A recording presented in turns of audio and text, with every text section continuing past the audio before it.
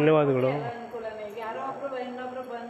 ಇಲ್ಲಿ APMC ಯಾರ್ಡಲ್ಲಿ ಕೆಲಸ ಮಾಡುವಂಥ 80 ಎಕರೆ ಜಮೀನು, ಇಷ್ಟು ಸರೌಂಡಿಂಗ್ನಲ್ಲಿ 40 ಜನ 50 ಜನ ಮಾಡುವಂಥ ಪ್ರದೇಶ 15 ಜನರಿಂದನೇ ಮಾಡಿಸ್ತಾ ಇದ್ದಾರೆ.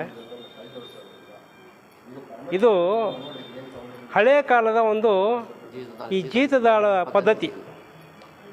ಇದೆಲ್ಲ ಗ್ರಾಮೀಣ ಪ್ರಾಂತದಲ್ಲಿದ್ದಂಥ ಪದ್ಧತಿಯನ್ನು ಈಗಲೂ ಕೂಡ 2024 ಕೂಡ ಈ ನಗರಸಭೆಯಲ್ಲಿ ಈಗಲೂ ಕೂಡ ಅದನ್ನು ಪಾಲನೆ ಮಾಡಿಸ್ತಾ ಇದ್ದಾರೆ ಈ ಅಧಿಕಾರಿಗಳು.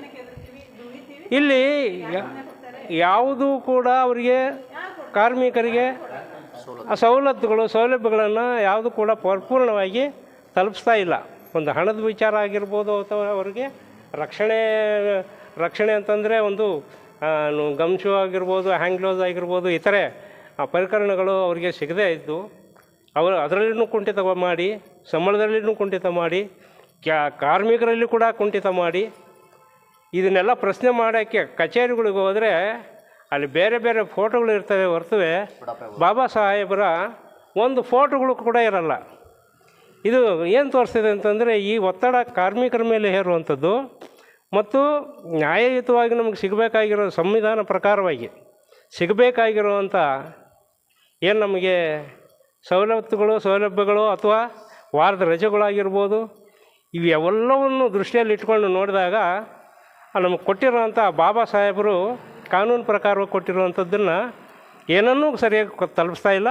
ಟೋಟಲಾಗಿ ಹೇಳ್ಬೇಕು ಅಂತಂದರೆ ಬಾಬಾ ಸಾಹೇಬರ ಫೋಟೋನೇ ಅಲ್ಲಿ ಅವ್ರ ಕಚೇರಿಗಳಲ್ಲಿ ಇಟ್ಟಿಲ್ಲ.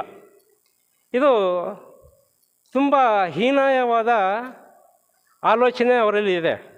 ಇದು ಖಂಡಿತವಾಗ್ಲೂ ಇದು ಒಳ್ಳೆಯ ಬೆಳವಣಿಗೆ ಅಲ್ಲ. ಕಾರ್ಮಿಕರಿಗೆ ಅನ್ಯಾಯ ಮಾಡ್ತಾಯಿದ್ದೀರಾ. ಖಂಡಿತವಾಗ್ಲೂ ನಿಮಗೆ ಒಂದು ಅಧಿಕಾರಿಗಳಿಗೆ ನಾವು ಒಂದು ಎಚ್ಚರಿಕೆಯನ್ನು ಕೊಡ್ತಾ ಇದ್ದೀವಿ. ಇದು ನಿಮಗೆ ಒಳ್ಳೆಯ ಬೆಳವಣಿಗೆ ಅಲ್ಲ ಅಂತ ಹೇಳ್ತಾ, ಮತ್ತು ಅವರಿಗೆ ಸಿಗುವಂಥ ಸೌಲಭ್ಯಗಳನ್ನು ನೇರವಾಗಿ ತಲುಪಿಸಬೇಕು.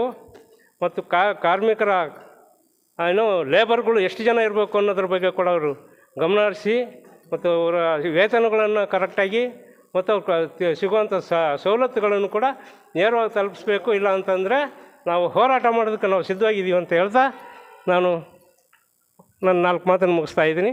ಜೈ ಭೀಮ್.